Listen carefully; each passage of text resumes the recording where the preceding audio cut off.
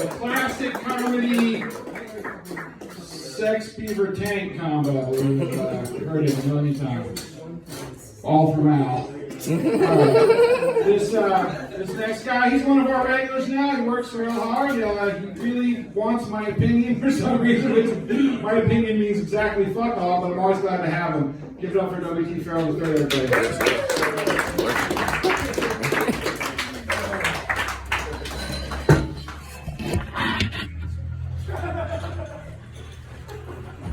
I don't know, that first guy gave me Murdoch vibes. I thought you were gonna say scallywag. I did the same thing to Murdoch. Like, I'm the type of black guy where you can say it like in front of me, but I don't speak for niggas. Not all of them, just the ones that date white girls.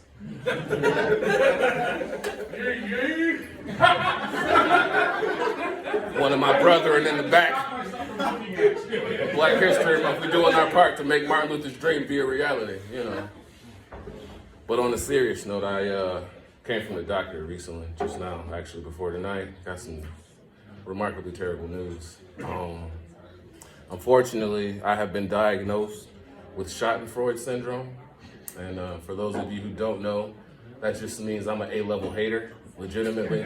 On some player shit, I like to see people do bad. I like to see motherfuckers fail, hurt themselves, anything. And I hold grudges like Kalmini, honestly. It's a bunch of motherfuckers from grammar school who I can't wait to miss their fucking funeral. It's gonna be a really good time. Y'all not laughing, but like, this is a serious thing. Social media actually just makes my disease worse. Cause you know, as an aspiring comedian, I put a lot of my shit out there on the internet, and that makes me feel a bunch of different ways about myself. You know, reading comments and shit from a bunch of motherfuckers who I initially don't give a fuck about. It's crazy how those comments actually kind of cut deeper. Because it's like, you know, fuck you, Bob. Like, we ain't seen each other in 20 years. You should probably shave your beard. You should probably, like, fuck off. How about that? How about you should probably fuck off, Bob, you piece of shit.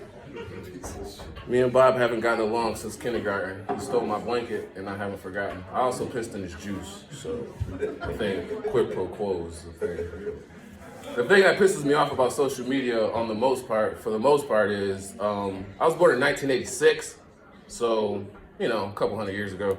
The world has changed so much just in the time that I've been alive. Like, I'm 35 now. You know, I had to grow up as a black kid who liked science fiction and anime and white women and, you know, all that type of shit, and rock and roll. So it was kind of hard for me being the darkest nigga in my neighborhood, and I'm not really with all that nigga shit.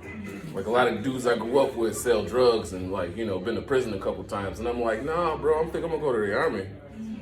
Seem like the same amount of work with, you know, free time, you know what I mean? Like, actual free time, like, not, you know, able to go outside for the rec, just, you know, being able to go home, take the suit off, you know what I mean?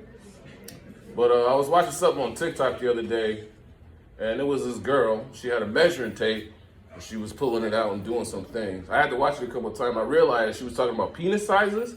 And she said, oh, 8 inches is way too big. I want like 4 inches. And I remember thinking to myself, like, am I really that old that the recommended dick size has shrunk a bunch? I remember when I was coming up, if you didn't have 9 inches, nigga, you might as well just be gay. Like, you don't nobody care what you got packing if you're not packing. I thought 9 inches was the technical measurement of a cock. Until like I met one of my girlfriends, she was like, no, it's like 5.5. And I was like, bitch, you lying. And she was like, we looked it up, and I was like, oh, word? Big boy. No. But that pissed me off, though, because it's like, what do you do if you do got a big dick and you want to talk to this girl and she talking about, oh, I need 3 inches, just enough to fit in my mouth. It's like, bitch, I'm not really caring about your mouth. Trying to get that under mouth, those sideways lips, you know? I feel like that's a little deeper hole. Like I said, I'm in a really good relationship now. And I think now because, you know, I'm in a good relationship, I'm happy, you know, I'm accepted, I'm loved. I can look back on all my exes and all my past relationships and just say, those bitches were fucking cunts. Honestly. Apparently, I'm not that hard to deal with, honestly. On some G shit. My girlfriend now, she seemed to get it. I like to drink, like to smoke a little bit of weed, and watch a little bit of TV, casually have sex. It ain't gotta be all the time, you know, just once, twice a week. I ain't not like, you know, I'm 35 and I got bad knees. I've been doing this all the time. You know, it's bad on my knees. the doctor just said my, cartilage ain't where it need to be. Sometimes my dick don't agree with me, and she real accepting to that. Like, ED is a thing that happens.